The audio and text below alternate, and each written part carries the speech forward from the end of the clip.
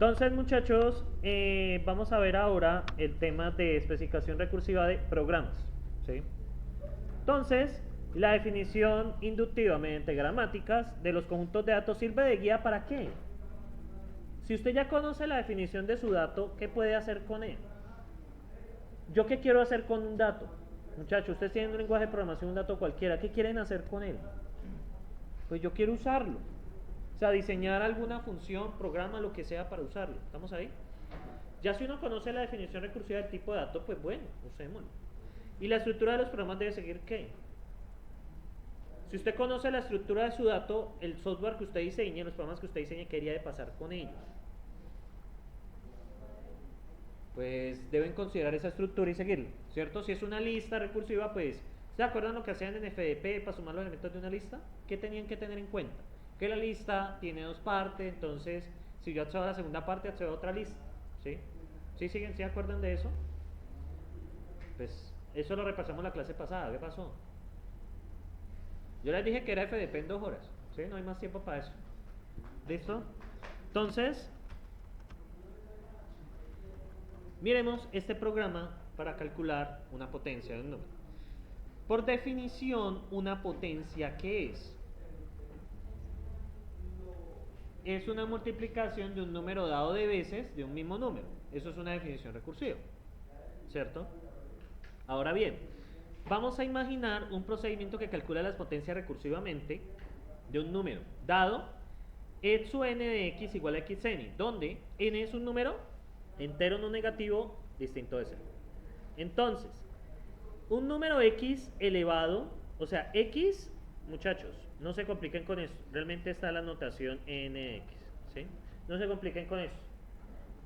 N es la potencia y x es la base. ¿Listo? O sea, esto representa x sub, ¿vale?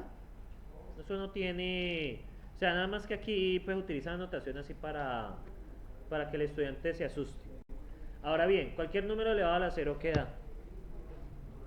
Pues 1. Ahora, si el número lo elevo a la 1, ¿qué puedo hacer? Cojo la base y la multiplico por el caso anterior. Observan acá. Yo tengo esa definición. Si lo elevo a la 1, por ejemplo, 2 a la 0 queda 1, por definición. Eso es el caso base. Ahora, ¿cómo defino la siguiente potencia que es 1? Pues multiplico 2 por el caso anterior. ¿Qué me da? Pues 2. Ahora lo voy a elevar al cuadrado. ¿Qué hago? Pues 2 lo multiplico por el caso anterior, que es 2. ¿Qué me da? 4. ¿Sí? En forma general, pues yo lo puedo dejar así, como está la regla recursiva. ¿Sí lo ven? Está la regla recursiva. No hemos hecho nada extraño, ¿o sí? Entonces, ahora, programa para calcular la potencia. Paso base. Si n es igual a 0, entonces no importa la entrada. Para todo x se cumple que la salida es 1. ¿Sí? No importa lo que usted le vea a la 0. No importa la base. Siempre va a dar 1. En otro caso, ¿ustedes qué van a hacer? Cogen x y lo multiplican por el llamado de la función con el caso anterior. Esto obviamente solo funciona con potencias enteras positivas. ¿Sí? Está restringido. Porque ¿qué pasa si meto una potencia negativa ahí? Pues muchachos, ¿qué va a pasar ahí? ¿Qué va a pasar ahí, muchachos? Pues la recursión no va a parar, ¿sí? Si ustedes meten algo negativo, ¿sí? Bien, entonces, seguimos eso. Bueno, y aquí está el paso inductivo. Recuerden que el paso inductivo toca demostrar que sí funciona para n más 1, que es lo que estamos haciendo acá. Si asumimos que e a la k de x es igual a x sub k, debe cumplirse que e a la k más 1 es x elevado a la k más 1. O sea, si funciona para n, funciona para n más 1. Solo que aquí en n le pusimos k. ¿Listo? Entonces, ¿qué pasa? Con la regla aplicamos la regla, que es x sub k más 1 es igual a x sub k por x. Reemplazamos x por su valor, da x por x sub k. Resolviendo, da x elevado a la k más 1. Por lo tanto, se demuestra que, tanto por paso base por paso inductivo, se demuestra que la función recursiva es correcta. ¿Sí? Puede ser que le solicite esto, ¿sí? En el parcial. Entonces, pilas con acordarse de esto. ¿Sí? Bien. Y este es el programa para calcular la potencia. ¿Sí? O sea, todo ese paso que hicimos para llegar a esto. ¿Sí? Entonces, ¿qué pasa con ese programa? Ese programa recibe dos argumentos, que es n y x, ¿cierto? ¿Y qué empieza a hacer? Multiplica x, ¿cierto? Por el llamado con n menos 1. ¿Dónde para? Cuando llega a 0, ¿qué retorna? 1. ¿Sí? Y ese programa, vamos a ver si lo tengo acá, si no lo copio. Creo que lo tenía por acá. Ah, sí, aquí está. Entonces, vamos aquí al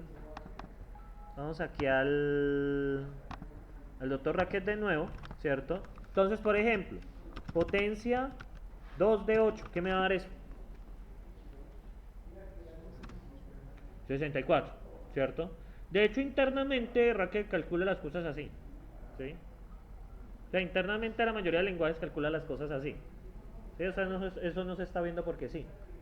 O sea, uno no lo ve, pero eso internamente suelen calcular así. Porque la máquina solo que puede hacer, arquitectura de computadores, ¿qué es lo que puede hacer la ALU?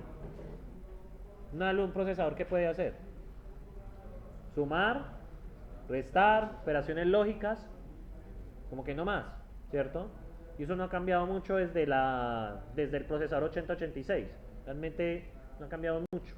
Entonces, muchachos, la mayoría de lenguajes implementa estas funciones así. ¿Sí? Famosa librería matemática, muchachos, que les salva la vida en cálculo, usa este curso para eso. ¿Sí? Entonces pueden investigar y se dan cuenta que no les estoy echando cuenta. Entonces, muchachos, ¿preguntas hasta aquí de la definición de una potencia? ¿No? Bueno, están muy callados. Eso me da la impresión de que están entendiendo bien. ¿O no? Bien, seguimos por acá. Viene el caso de un árbol binario, ¿cierto? Ese árbol lo vamos a representar ¿con qué? Con una lista, ¿sí o no?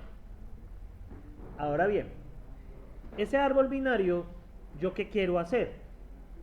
Vamos a hacer una función, vamos a diseñarla nosotros mismos. Listo, ahorita vemos la solución que hay en la diapositiva.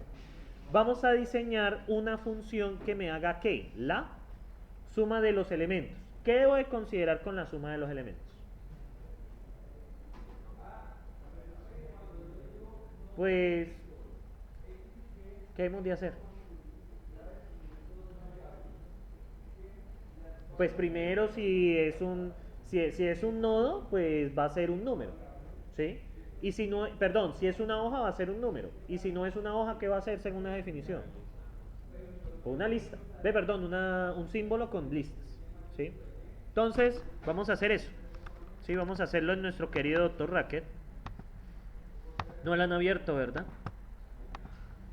Deberían de hacerlo, deberían de programar conmigo. Eso de programar con el profesor es divertido. Bueno, entonces muchachos, voy a bajar eso, voy a borrar eso. Vamos a hacerla de otra manera. Vamos a hacerla de otra manera. Este es el de la... Aquí había un error del semestre pasado, aprovecho para corregirlo. Entonces, vamos a definir la función sumar árbol, más los elementos de un árbol. Vamos a hacerlo a nuestra manera. ¿Sí? Esa definición no me gusta. Vamos a hacerlo a nuestra manera. Y voy a comentar esta vaina.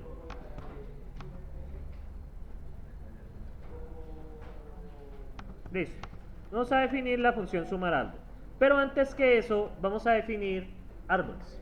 Entonces, vamos a hacer lo siguiente, muchachos. Entonces, voy a pintar un arbolito. ¿Dónde está el gráficos? Este de pinta sirve. Entonces, muchachos, voy a dibujar un arbolito y ustedes lo van a representar. Entonces, muchachos, de acuerdo a esa definición gramatical que vimos ahora, vamos a pintar este arbolito. Aquí viene K, T, 2. Bueno, si es árbol binario de búsqueda, también pongámosle aquí un 12. Esto puede ser una S. Aquí pongámosle 10. Aquí pongámosle 11.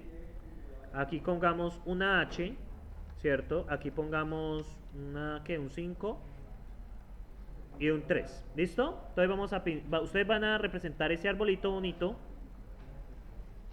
No, no quiero eso. Quiero es esto. Ustedes van a representar este arbolito de Dios, ¿cierto? Aquí. Listo, muchachos. Ahí ya está. Ahí ya queda con la... Esperen, yo comento esto porque si no da error. Entonces, muchachos, hagan ese arbolito en la representación que vimos. Esperen un segundito, les bajo. A ver si les dio o no les dio. ¿Listo? Entonces, vamos a detener ahí.